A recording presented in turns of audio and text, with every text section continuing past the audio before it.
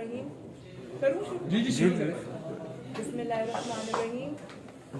आप सबका बहुत बहुत शुक्रिया तशरीफ़ लाने का और इंतज़ार भी करने का। हम लोग मुस्लिम लीग नून की मीटिंग में थे जो कि कुछ लंबी हो गई, उसको नवाज शरीफ साहब कानून से चेक कर रहे थे। पीछे से आवाज़ बंद कर दीजिए ज़रा प्लीज़, खामोशी इख्तियार कर दीजिए। मैं आज इलेक्शन कमीशन ऑफ पाकिस्तान ने जो रिपोर्ट रिलीज़ की है इमरान खान के ख़िलाफ़ और पाकिस्तान तहरीक इंसाफ के फॉरेन फंडिंग केस में, मैं आज उस पर बात करना चाहती हूँ। और ECP की जो रिपोर्ट आई है उसमें जिस किस्म के होश उड़ा देने वाले हक़ाइक़ शामिल हैं, उन हक़ाइक़ ने जो इमरान खान के चेहरे पर जो एक बचा खुचा शायद निकाब था वो भी खींच दिया है, और उसमें इमरान खान का जो चेहरा है वो बिल्कुल पूरे पाकिस्तान को बल्कि पूरी दुनिया को वाज़े नज़र आ रहा है। और वो इंकशाफात जो उस रिपोर्ट्स में हैं वो इस किस्म के इंकशाफात हैं कि उससे कौम का दिमाग चकरा के रह गया।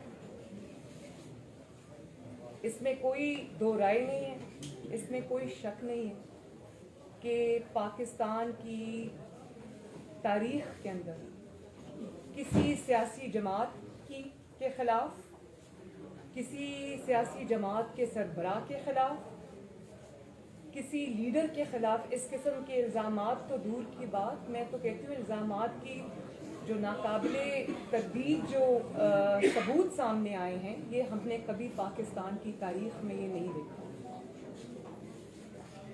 और आप ये देखें कि रिपोर्ट के जो सेलिएंट फीचर्स हैं उसके ऊपर तो मैं अभी आती हूँ, लेकिन आप देखें कि उसके ऊपर जवाब देने की बजाय आप अपनी जमात को ये कहते हैं कि जो ब्रांड इमरान खान है उसको उजागर किया जाए अवाम के सामने। तो ब्रांड तो आपका बन चुका। ब्रांड आपका ये है कि नालायकी, नाअहली, करप्शन, झूठ, साजिश, लूटमार, होशरुबा महंगाई, माशी तबाही, बेरोज़गारी, गैर मुल्की, गैर कानूनी फंडिंग के मुजरिम, ये है आपका ब्रांड। अवाम की रोटी छीनने का मुजरिम। इस मुल्क में हुकूमत नाम की अगर कोई चीज़ नहीं है तो ये है आपका ब्रांड। तो ये ब्रांड तो अब खुल के सामने आ चुका है। और अब आपकी जो जिस तरह से आप एस्केप करते रहे हैं, भागते रहे हैं, फरार इख्तियार करते रहे हैं, अब वो मौका आपको नहीं मिलेगा इंशाअल्लाह ताला। तो रिपोर्ट के ऊपर पहले आ जाएं। 26 टोटल अकाउंट्स थे according to State Bank of Pakistan. ये मेरे हक़ाइक़ नहीं हैं या ये PMLN के दिए हुए हक़ाइक़ नहीं हैं, ये स्टेट बैंक ऑफ पाकिस्तान के हक़ाइक़ हैं। 26 अकाउंट्स थे टोटल, जिसमें से 18 अकाउंट्स एक्टिव थे PTI के स्टेट बैंक के मुताबिक, और उसमें से सिर्फ 4 जो थे वो PTI ने डिक्लेयर किए हैं इलेक्शन कमीशन ऑफ पाकिस्तान के सामने। और सिर्फ ये कि झूठ नहीं बोला बल्कि इन्वेस्टिगेशन को सबोटाज करने की पूरी कोशिश की। सबसे पहले मैं कल इमरान खान साहब का ट्वीट पढ़ रही थी और कहते हैं मैं बड़ा वेलकम करता हूँ और ये बड़ा अच्छा हुआ, ये हुआ। कुछ वज़रा के मैं बयानात सुन रही थी, उन्होंने कहा हम सुरखरू हुए। किस चीज़ में आप सुरखरू हुए? सबसे पहले तो आप भागते रहे 7 साल, आपने ताकत का, धौंस का, धांधली का इस्तेमाल किया इस फॉरेन फंडिंग केस के को आगे चलने से रोका, आगे बढ़ने से रोका। और फिर जब आपको पता चल गया कि अब नागुज़ीर है और हक़ाइक़ सामने आएंगे, लोग इलेक्शन कमीशन से सवाल पूछ रहे हैं, तो आपने फिर रिपोर्ट रिलीज़ ना करने की बार बार कोशिश की और आपने उनको धांधली से, धौंस से, ताकत के ज़रिए आपने प्रेशराइज़ कराया कि रिपोर्ट ना रिलीज़ की जाए। तो फिर आप देखें कि इलेक्शन कमीशन की ज्यूरिसडिक्शन चैलेंज कर दी, उससे भी बात नहीं बनी। तो डिलेइंग टैक्टिक्स यूज किए, 7 साल से ताकीदी हरबे इस्तेमाल किए, कभी एक बहाना, कभी दूसरा बहाना, कभी तीसरा बहाना। अब वो मुझे याद आता है कि अगर आपने चोरी नहीं की तो तलाशी क्यों नहीं दे देते। लेकिन बात यह है कि तलाशी देने वाले वो लोग होते हैं जिनके अंदर कोई खौफ नहीं होता कि हमने कोई जुर्म किया। नवाज शरीफ की तरह सीना तान के तलाशी वो लोग देते हैं। तो आपने तलाशी दी तो नहीं, ज़बरदस्ती आपकी तलाशी ली गई और आपका बाल बाल चोरी में, झूठ में, साजिश में डूबा हुआ निकला। उसके बाद जब आपने रिपोर्ट पब्लिक ना करने की पूरी कोशिश की, दबाव डाले रखा ईसीपी के ऊपर, आपको फॉरेन फंडिंग मिली यूएस से, यूनाइटेड स्टेट्स ऑफ अमेरिका से, मिडिल ईस्ट से, ऑस्ट्रेलिया से, कनाडा से, इंग्लैंड से, और आपने 2 कंपनीज पीटीआई ने एस्टैब्लिश की, एक टेक्सास में, एक कैलिफोर्निया में, 2010 और 2013 के दरमियान में। और इमरान खान साहब खुद उन दोनों कंपनीज के चेयरमैन थे। फिर कुछ कंपनीज ऑस्ट्रेलिया और कनाडा में भी थी। और आपने, यानी कि जो भी हुआ, इमरान खान साहब क्योंकि चेयरमैन थे, उनके ज़ाती नोटिस में भी था, उनकी मर्जी से हुआ, उनके कहने पे हुआ।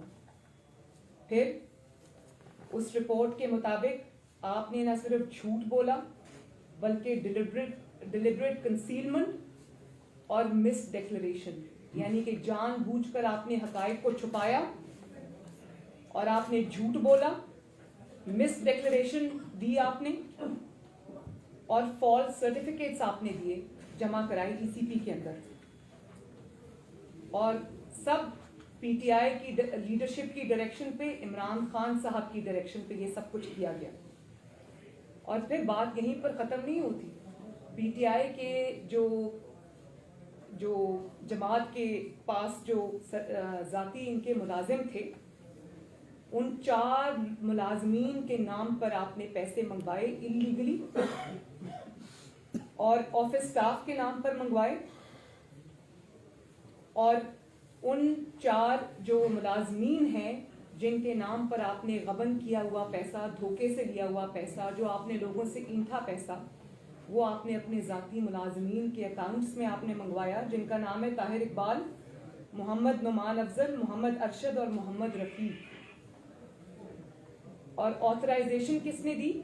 ऑथराइजेशन दी इमरान खान साहब जो पार्टी चेयरमैन हैं, और आरिफ अलवी साहब ने उसकी authorisation the.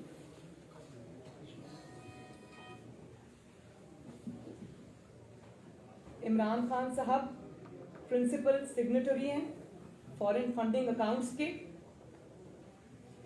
Being the chairman of the party, आपने false certificates, fabricated certificates ECP में जमा कराए। आपने सारी इंफॉर्मेशन कंसील की, छुपा के रखी, झूठ बोला। आज तक झूठ बोलते आ रहे हैं। और उसके बाद आपने किससे पैसे लिए, कौन से मुल्क से पैसे लिए, किस फॉरेन कंपनी से पैसे लिए, इलीगल फॉरेन फंडिंग आज तक एक्सप्लेन नहीं किया कि कितना पैसा किस मुल्क से लिया, किस कंपनी से लिया, कहाँ इस्तेमाल किया, कहाँ से वो पैसा आया, कहाँ खर्च किया। और इस बात का भी जवाब आपको देना पड़ेगा कि एक तरफ आप ये इलीगल फंडिंग जो है वो इकट्ठी कर रहे थे, पैसे ले रहे थे, और दूसरी तरफ आप एक मुंतखब वज़ीर आज़म को 2014 में मुंतखब हुकूमत के खिलाफ भी वो पैसा खर्च किया।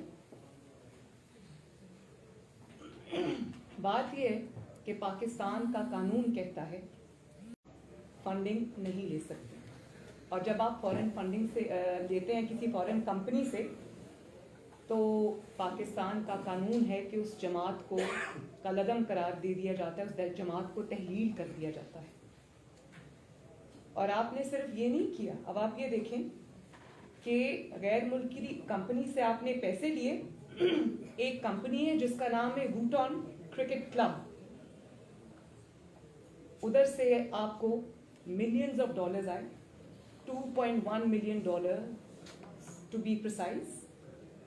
और उस कंपनी के मालिक हैं इब्राज ग्रुप वाले, उनकी कंपनी है ये, जो कि जिनके ऊपर एक बैनुल अक़वामी मुकदमा चल रहा है।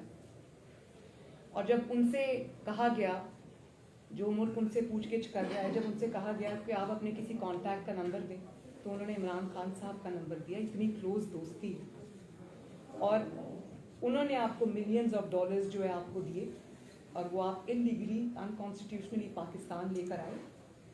और फिर कोई इनके डोनर हैं जिनका नाम है मुमताज़ अहमद साहब, उन्होंने आपको कई हज़ार डॉलर दिया। और उसके बदले मैंने पहली दफ़ा एक इमरान खान शख्स देखा है जिसने रिश्वत को, नेकेड रिश्वत को, जिसने डोनेशन का नाम दिया। और आपने रिश्वत उसने दी, आपने ली, वो बात तो अलग है। लेकिन देखें, सबसे बड़ी जो यहाँ पर क्रिमिनल बात है, मुजरिमाना जहाँ पर आपने फेल किया, वो आपने ये किया कि एक तो आपने इलीगली लोगों से पैसे लिए, उसके बाद आपने सरकारी ख़जाने से, पाकिस्तान के अवाम के हार्ड अर्नड पैसे से, पाकिस्तान के अवाम के खून पसीने की कमाई से आपने उनको कॉम्पनसेट किया। उस $24,000 जो मुमताज़ अहमद साहब ने इनको दिया, उसको आपने नथिया गली में एक होटल का लाखों डॉलर का कॉन्ट्रैक्ट पकड़ा दिया। और फिर उसको कोई स्पेशल पोजीशन भी अपनी हुकूमत में अता की। तो अगर आपने उस रिश्वत का कोई नेमुल बदल उनको देना था, तो आपको ये हक किसने दिया कि आप आवाम के जो पैसा है और जो टैक्स पेयर का पैसा है, आप उस पर उनको कॉम्पनसेट करें और उनको फेवर्स दें? ये हक आपको किसने दी? बात यह है कि इतनी बड़ी चोरियां तो बड़ी हैं, लेकिन जिस दीदा दलेरी से और जिस सीना जोरी से वो चोरी की गई और उस पर जिस तरह झूठ बोला गया, मैं नहीं समझती कि इसकी मिसाल पूरे 74 या 75 ईयर्स में मिलती है। और हमें क्या सुनाया जाता था? हमें बारहा मज़हब का नाम इस्तेमाल किया जाता था, अपने जो काले करतूत हैं उनको छुपाने के लिए मज़हब का लिबादा उड़ाया जाता था। ये भी सबसे बड़ा जुर्म है। हमें हज़रत उमर की रज़ी अल्लाह ताला अन्हु की कहानियाँ सुनाई जाती थी, उनके किस्से कोट किए जाते थे, बार बार रियासत मदीना का जिक्र किया जाता था। और हमें कहा जाता था कि ताकतवर कानून के नीचे होगा तभी इस मुल्क में तब्दीली आएगी। तो मैं आज ये पूछना चाहती हूँ कि आपने अपनी ताकत और धौंस और धांधली का और इस्तेमाल करते हुए आपने क्यों 7 साल इस रिपोर्ट को रोके रखा? आपने क्यों इस जो इन्वेस्टिगेशन है उसको रोके रखा?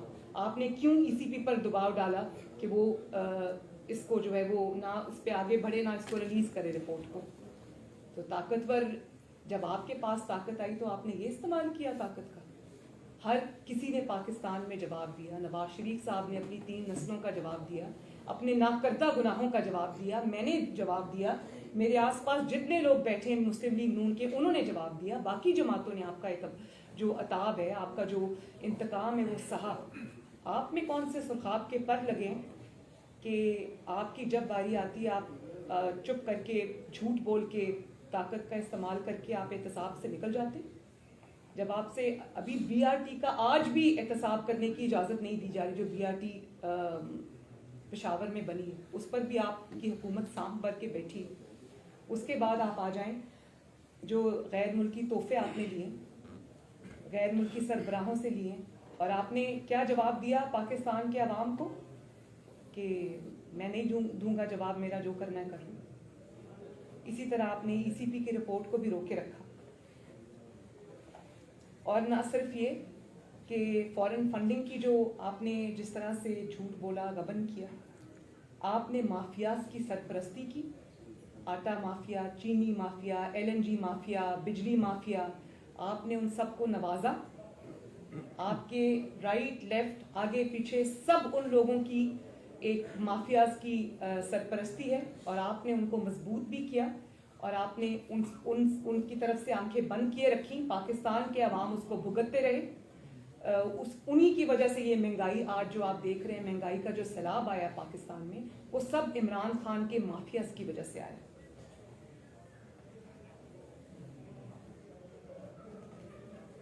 फिर आप ये देखें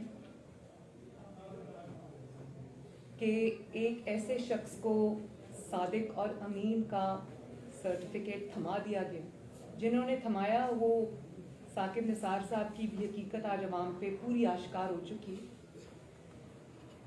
कि जिस ऐसे शख्स को आपने सादिक और अमीन का सर्टिफिकेट दे दिया कि जिसका बाल बाल करप्शन, गलत बयानी, झूठ में डूबा हुआ है। साकिब निसार साहब से भी मैं पूछना चाहती हूँ कि आज आपका वो सदाकत और अमानत का सर्टिफिकेट कहाँ स्टैंड करता है? पूरी दुनिया आपके ऊपर आज थू थू कर रही है कि आपने 22 करोड़ अवाम के मुल्क की हुक्मरानी एक ऐसे शख्स को दे दी जिसने इतने बड़े बड़े फ्रॉड किए हुए और फिर उन फ्रॉड को ताकत के नीचे दबाया हुआ है। मैं ये पूछना चाहती हूँ कि क्यों मुल्क को किसी ऐसे शख्स के हवाले कर दिया गया और किसी ऐसे शख्स के रहमो करम पे छोड़ दिया गया जिसने चोरी की, फ्रॉड किया, झूठ बोला, छुपाया, अपने गुनाहों को छुपाया, अपने दोस्तों के गुनाहों को छुपाया। गुनाहों की फहरिस्त यहीं पर ख़त्म नहीं होती। आज आपकी नालायकी की वजह से, आपके झूठों की वजह से, आपकी करप्शन की वजह से, आपकी अकरबा परवरी की वजह से आज पाकिस्तान के 22 करोड़ अवाम जिस दलदल में घुस रहे हैं, महंगाई की, लाकानूनियत की, हुकूमत नाम की कोई चीज़ नहीं है पाकिस्तान में।